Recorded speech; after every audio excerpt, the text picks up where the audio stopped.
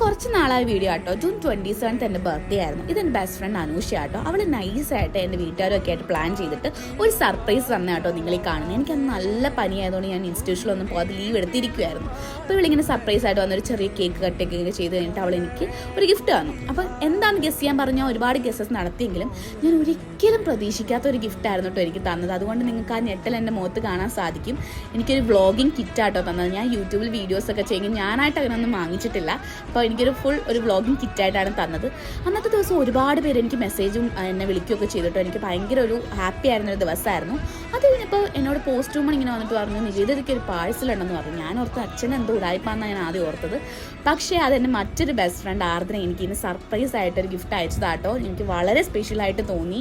ഞാൻ ഒരിക്കലും പ്രതീക്ഷിച്ചില്ല ഇങ്ങനത്തെ ഒരു ദിവസം ഇങ്ങനെ ആയിരിക്കും എന്നുള്ളത്. എനിക്കിങ്ങനെ ഗിഫ്റ്റൊക്കെ അയച്ചു, കത്ത് പോലെയൊക്കെ അയച്ച് ഞാൻ അങ്ങനെയൊക്കെ വായിച്ച് ഞാൻ ആകെ സർപ്രൈസ് ആയിട്ടിരുന്നൊരു മൊമെൻ്റ് ആട്ടോ. എൻ്റെ ഒരു സ്പെഷ്യൽ ഡേ ആയിരുന്നു എനിക്കത്.